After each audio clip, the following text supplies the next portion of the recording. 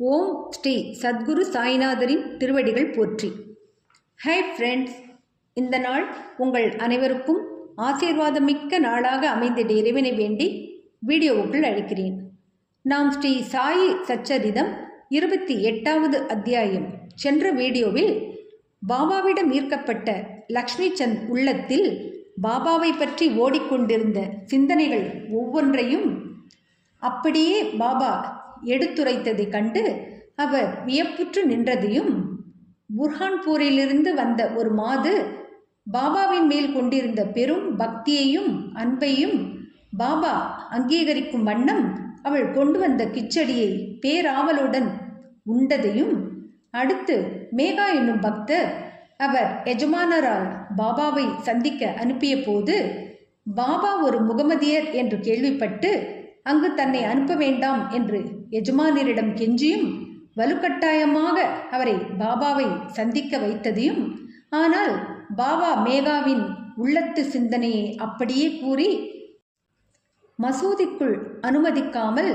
கோபாவேசம் அடைந்ததையும், பின்னர் நாட்கள் செல்ல செல்ல பாபா மேகாவை தன் அருளாசியினால் ஆசீர்வதித்ததையும், மேகா சிவபதம் சேர்ந்தபோது அவனுக்காக கண்ணீர் விட்டு அழுது மலர்கள் தூவி அஞ்சலி செலுத்தி இவனே என் உண்மையான பக்தன் என்று பாபா கூறி நிகழ்ந்ததையும் கண்டு நாமும் ஆச்சரியத்தில் ஆழ்ந்தோம். இந்த அத்தியாயத்தில் மேலும் சில சுவாரஸ்யமான கதைகளைத்தான் தெரிந்து கொள்ளப் போகிறோம். வாங்க வீடியோவுக்குள் போகலாம். அத்தியாயம் 29. 1. சென்னை பஜனை சங்கம். 2. டெண்டுல்கர் தகப்பனாரும் மகனும். 3. Doctor captain Harde. 4. வாமன் நார்வேகர் ஆகியோரின் கதைகள். இந்த அத்தியாயம் சாய்பாபாவை பற்றிய மற்ற பல அற்புதமான சுவையான கதைகளை விவரிக்கிறது. சென்னை பஜனை சங்கம். 1916ஆம் ஆண்டில் இந்த குழு காசிக்கு தீர்த்த யாத்திரையாக புறப்பட்டது. ஒரு மனிதர், அவர் மனைவி, மகள், மைத்துனி ஆகியோரை அக்குழு கொண்டிருந்தது. துரதிருஷ்டவசமாக அவர்களின் பெயர்கள் குறிக்கப்படவில்லை. போகும் வழியில் அகமத் நகர் ஜில்லா கோபர்காவன் தாலுக்காவில் உள்ள ஷீரடியில் தமது பக்தர்களுக்கும் அங்கு சென்று தங்களது திறமைகளை காட்டிய திறமைசாலிகளுக்கும் தினந்தோறும் பணத்தை விநியோகித்து வரும் தாராளமும் அமைதியும் சாந்தியும் உடைய பெரும் ஞானி ஒருவர் இருக்கிறார் என்று அவர்கள் கேள்விப்பட்டனர். சாய்பாபாவால் தட்சணையாக ஏராளமான பணம் தினந்தோறும் சேர்க்கப்பட்டது. இத்தொகையிலிருந்து பக்த கொண்டாஜியின் மகளான அமனி என்ற 3 வயது குழந்தைக்கு தினந்தோறும் ரூ. 1, வேறு சிலருக்கு தினந்தோறும் ரூ. 2 முதல் ரூ. 5 வரையும், அமனியின் தாயாருக்கு தினந்தோறும் ரூ. 6 மற்றும் அவர் விரும்பியவாறு மற்ற பக்தர்களுக்கு தினந்தோறும் ரூ. 10 முதல் ரூ. 20 வரையிலும், சமயத்தில் ரூ. 50 கூட அவர் விநியோகித்தார்.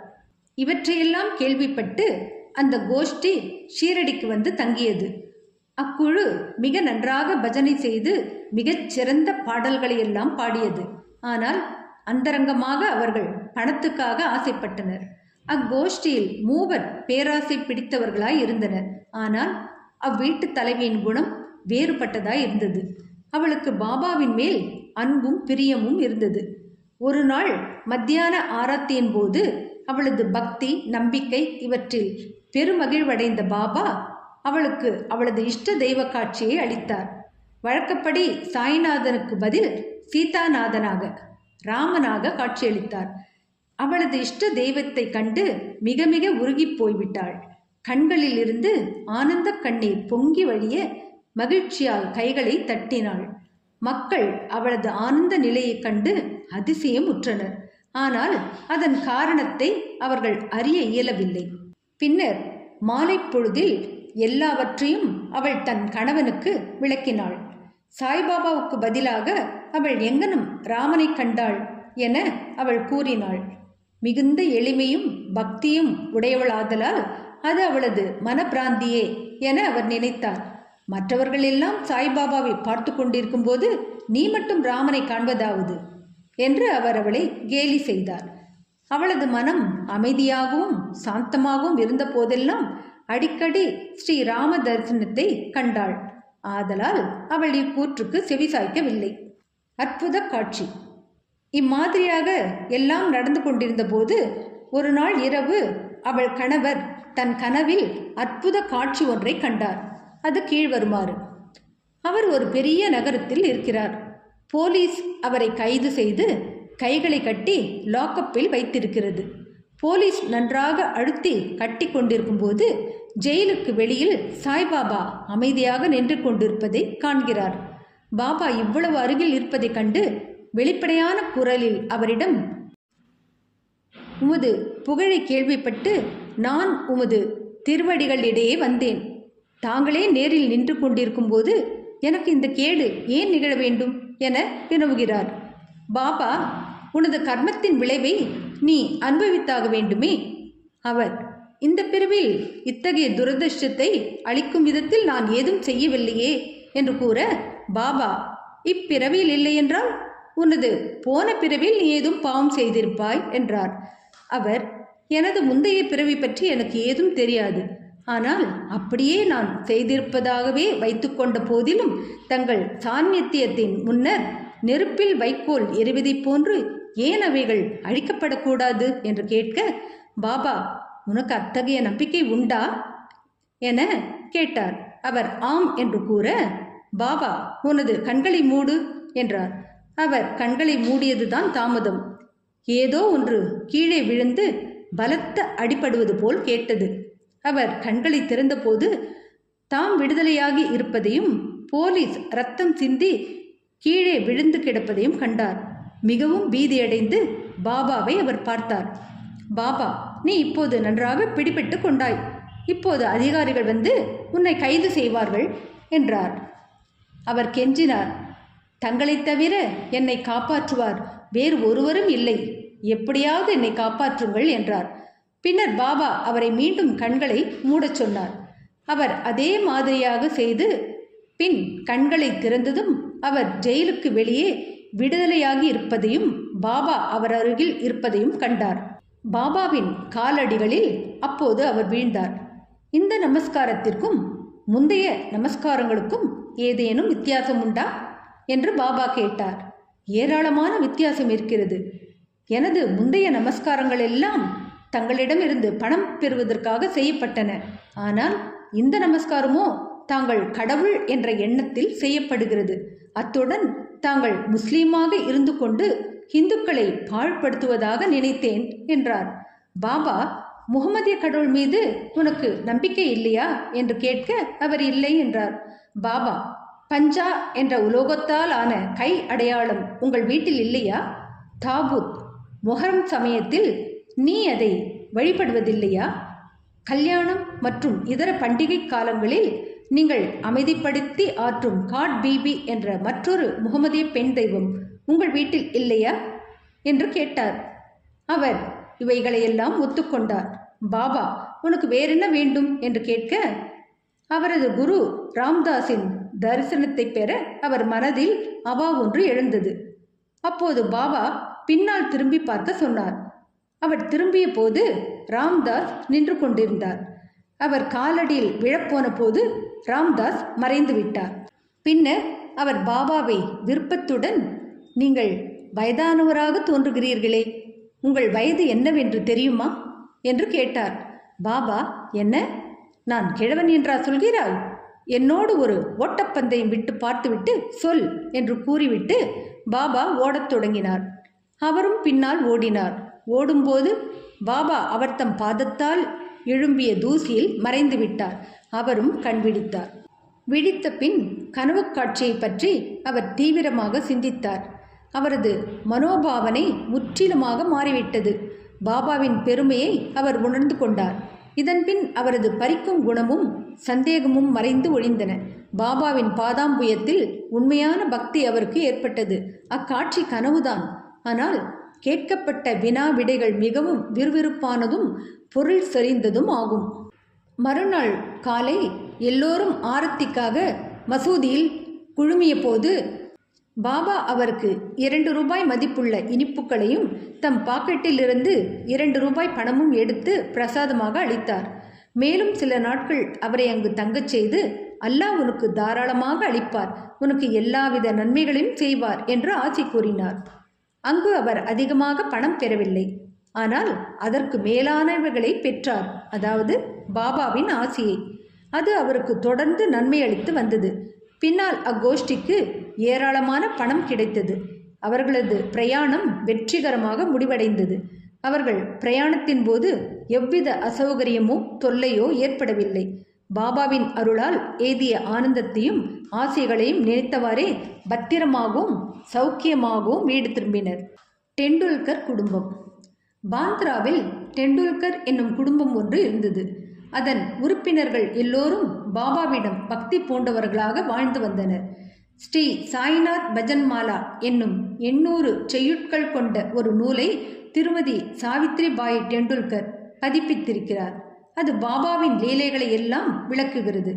பாபாவை பற்றி ஆர்வம் கொண்டோர் எல்லோரும் படிக்க உகந்த நூல் அது. பாபு டெண்டுல்கர் என்னும் அவர்களது புதல்வன் இரவும் பகலும் அரும்பாடுபட்டு படித்து கொண்டிருந்தான். அவன் மருத்துவ பரீட்சைக்கு செல்ல வேண்டும். சில ஜோசியர்களை கலந்து ஆலோசித்தான். அவனது ஜாதகத்தை பரிசீலித்துவிட்டு கிரகங்கள் அவனுக்கு இவ்வருடம் சாதகமில்லை என்றும், எனவே அடுத்த வருடம் அவன் பரீட்சைக்கு சென்றால் நிச்சயம் வெற்றி பெறுவான் என்றும் அவர்கள் கூறினர்.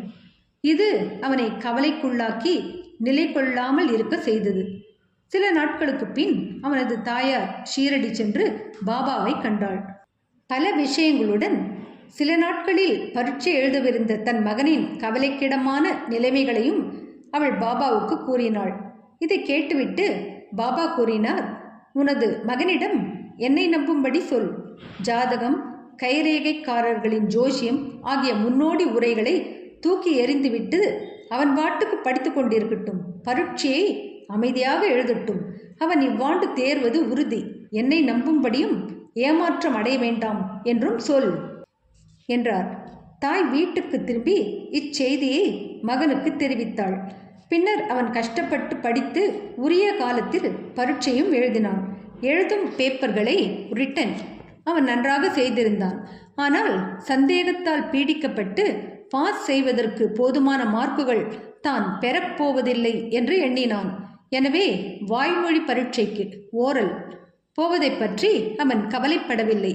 ஆனால் பரீட்சை அதிகாரி அவனை விடுவதாக இல்லை. அவன் எழுதிய பேப்பர்களில் பாஸ் செய்து விட்டதாகவும் வாய்மொழி பரீட்சைக்கு அவன் வரவேண்டும் என்றும் சக மாணவன் ஒருவன் மூலம் செய்தி அனுப்பினார். இவ்வாறாக அவன் அப்பரீட்சையில் தேர்வதற்கு ஊக்குவிக்கப்பட்டு 2லுமே வெற்றியடைந்தான். கிரகங்கள் அவனுக்கு எதிராக இருந்த போதிலும் பாபாவின் அருளால் அவன் இவ்வாறாக வெற்றி பெற்றான்.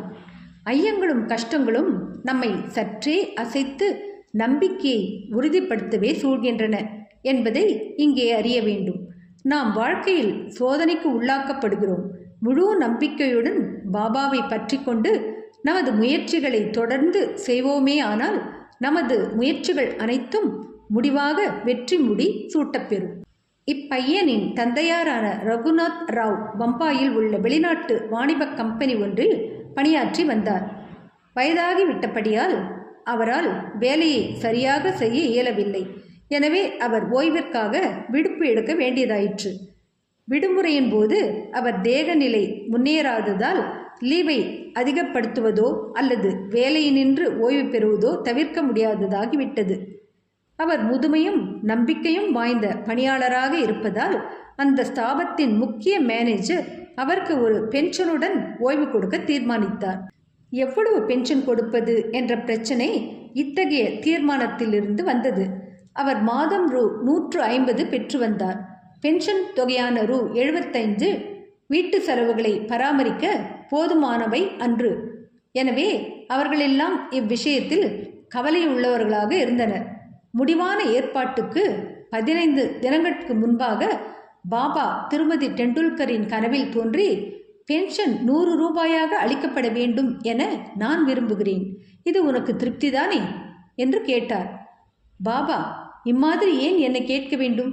நாங்கள் உங்களையே முழுவதும் நம்புகிறோம் என்று திருமதி டெண்டுல்கர் பதிலளித்தார். பாபா ரூ. 100 என்று கூறிய போதும் ரூ. 10 இன்னும் அதிகமாகவே கொடுக்கப்பட்டது. இது ஒரு விசேஷ நியதியாக தமது பக்தர்களுக்கு அத்தகைய அற்புதமான அன்பையும் பாதுகாப்பையும் பாபா நிச்சயமாகவே காண்பிக்கிறார் என்பதை உணர்த்துகிறது. கேப்டன் ஹார்டே. பீகானீரில் தங்கியிருந்த கேப்டன் ஹார்டே என்பவர் பாபாவின் மிக பெரும் பக்தர். ஒருமுறை அவரது கனவில் பாபா தோன்றி, என்னை மறந்து விட்டாயா என்று கேட்டார். ஹார்டே உடனே பாபாவின் பாதங்களை பிடித்து கொண்டு, தனது தாயை குழந்தை மறந்துவிட்டால் அது எங்கனம் காப்பாற்றப்படும் என்றார். பின்னர் ஹார்டே தோட்டத்துக்கு சென்று அவரைக்காய் பறித்து ஒரு விருந்துக்கும் தட்சணைக்கும் ஏற்பாடு செய்துவிட்டு இவைகளையெல்லாம் பாபாவுக்கு சமர்ப்பிக்க இருந்தபோது விழித்து கொண்டார். சில நாட்களுக்கு பின் அவர் குவாலியர் வந்தவுடன் ஒரு நண்பருக்கு ரூ. 12 மணி ஆர்டர் மூலம் அனுப்பி ரூ. 2 ஷிதா மளிகை பொருட்களுக்கும் காய்கறிகளுக்கும் ரூ. 10 பாபாவுக்கு தட்சிணையாக அளிக்கும் குறிப்பையும் அனுப்பியிருந்தார். அந்த நண்பர் ஷீரடிக்கு சென்று குறிப்பிடப்பட்ட சாமான்களை எல்லாம் வாங்கினார். ஆனால் காய்கறிகள் கிடைக்கவில்லை. சிறிது நேரத்தில் தலையில் சுமந்து கொண்டு ஒரு கூடைக்காரி வீதியில் எதிர்பட்டாள். வியப்பிற்கேற்ப அந்த கூடையில் வேண்டிய அவரைக்காய் கிடைத்தது. அது வாங்கப்பட்டு மற்றெல்லா பொருட்களுடன் சேர்த்து கேப்டன் ஹார்டேயின் சார்பில் பாபாவுக்கு சமர்ப்பிக்கப்பட்டன. நிமோன்கர் அடுத்த நாள் நெய்வேத்தியம் சோறும் காய்கறியும் தயார் செய்து பாபாவுக்கு கேப்டன் ஹார்டேவின் சார்பில் சமர்ப்பித்தார். சாப்பிடும்போது அவரைக்காயே பாபா முதலில் எடுத்து சாப்பிட்டதையும் சாதம் முதலியவற்றை தொடாதது கண்டும் அனைவரும் அதிசயப்பட்டனர். இதை தன் நண்பன் மூலமாக கேட்டறிந்த ஹார்டேயின் மகிழ்ச்சி கரை காணாது போயிற்று. புனிதமாக்கப்பட்ட நாணயம். பாபாவின் ஸ்பரிசத்தால் புனிதமாக்கப்பட்ட நாணயம் ஒன்று தன் வீட்டில் இருக்க வேண்டும் என பிறிதொரு சமயத்தில் கேப்டன் ஹார்டே விரும்பினார். ஷீரடிக்கு போய்கொண்டிருந்த நண்பர் ஒருவரை சந்தித்தார். அவரிடம் தமது நாணயத்தை அனுப்பினார். அந்த நண்பர் ஷீரடிக்கு சென்று நமஸ்கரித்த பின் முதலில் தமது ரூபாயை தட்சிணையாக அவர் பாபாவுக்கு அளித்தார். அதை அவர் வாங்கி சட்டைப்பையில் போட்டுக்கொண்டார். பின் நண்பர் ஹார்டேயின் நாணயத்தை கொடுத்தார். அதை பாபா கையில் வாங்கி உற்று பார்த்துவிட்டு தமது வலது கை கட்டை விரலால் சுண்டிவிட்டு பிடித்து விளையாடினார். பின் அந்த நண்பரிடம் அவர் ஊதி பிரசாதத்துடன், இதை அதன் உரிமையாளரிடம் திரும்ப கொடு, அவரிடமிருந்து எனக்கு எதுவும் வேண்டியதில்லை என்று கூறு, அமைதியுடனும் திருப்தியுடனும் அவரை வாழச் சொல் என்று கூறினார். அந்த நண்பர் குவாலியருக்கு திரும்பி புனிதமாக்கப்பட்ட நாணயத்தை ஹார்டேயிடம் திரும்ப அளித்து ஷீரடியில் நிகழ்ந்த எல்லாவற்றையும் அவருக்கு கூறினார். இம்முறை ஹார்டே மிகவும் மகிழ்ந்து, பாபா எப்போதும் தாம் விரும்பிய மாதிரியான நல்ல எண்ணங்களை ஊக்குவிக்கிறார் என்று உணர்ந்தார். பாபாவும் அதே முறையாக நிறைவேற்றினார். வாமன் நார்வேகர். இப்போது வாசகர்கள் மற்றொரு கதையை கேளுங்கள். வாமன் நார்வேகர் என்று அழைக்கப்படும் மனிதர் ஒருவர் பாபாவை மிகவும் நேசித்தார். அவர் ஒருமுறை ஒரு நாணயம் கொண்டு வந்தார். அதன் ஒரு பக்கத்தில் ராமர், சீதா, லக்ஷ்மணர் ஆகியவர்களின் உருவங்களும் மற்றொரு பக்கத்தில் கூப்பிய கரங்களுடன் ஆஞ்சநேயர் உருவமும் பொறிக்கப்பட்டிருந்தது. அதை பாபா தமது ஸ்பரிசத்தால் புனிதப்படுத்தி ஊதியுடன் திருப்பி அளிக்க வேண்டும் என்ற எண்ணத்தில் பாபாவுக்கு அதை அவர் அளித்தார். ஆனால் பாபா உடனே அதை தம் பாக்கெட்டிற்குள் போட்டுக்கொண்டு விட்டார். வாமன் ராவின் எண்ணத்தை ஷாமா பின்னர் பாபாவுக்கு தெரிவித்து அதை திருப்பி அளிக்க வேண்டினார். பாபா பின்னர் வாமன் ராவின் முன்னிலையில் இவ்வாறு பேசினார். அது ஏன் அவருக்கு திருப்பி அளிக்கப்பட வேண்டும்? அதை நாமே தான் வைத்துக்கொள்ள வேண்டும். அதற்காக ரூ. 25 கொடுத்தாரானால் அது திருப்பி அளிக்கப்படும். வாமன் ராவ் ரூ. 25 சேகரித்து அவற்றை பாபாவின் முன்னிலையில் வைத்தார். பின்னர் பாபா, அந்த நாணயத்தின் மதிப்பு 25 ரூபாயை விட மிக மிக அதிகமாகும். ஷாமா, இந்த ரூபாயை எடுத்து நமது ஸ்டோரில் வைத்துக்கொள். நாணயத்தை உனது பூஜை அறையில் வைத்து வழிபடு என்றார். பாபா இம்மாதிரியான செயலை ஏன் பின்பற்றினார் என்பதை கேட்க ஒருவருக்கும் தைரியமில்லை. ஒவ்வொருவருக்கும் எது மிக சிறந்தது, மிக பொருத்தமானது என்பதை பாபா மட்டுமே அறிவார். ஸ்ரீ சாயியை பணிக. அனைவருக்கும் சாந்தி நிலவட்டும். அடுத்த அத்தியாயத்தில் வணியைச் சேர்ந்த காக்காஜி வைத்தியா, பம்பாயைச் சேர்ந்த பஞ்சாபி ராம்லால் ஆகியோரை பற்றி தான் தெரிந்து கொள்ளப் போகிறோம். என்ன ஃப்ரெண்ட்ஸ், இந்த வீடியோ பிடிச்சிருந்தால் லைக் பண்ணுங்கள், ஷேர் பண்ணுங்கள், சேனலை சப்ஸ்கிரைப் பண்ணுங்கள். எனக்கு இதுவரை சப்ஸ்கிரைப் பண்ணியுள்ள அனைவருக்கும் என்னுடைய மனமார்ந்த நன்றிகள். மீண்டும் அடுத்த வீடியோவில் சந்திக்கும் வரை உங்கள் அனைவருக்கும் நன்றி கூறி விடைபெறுகிறேன். வணக்கம்.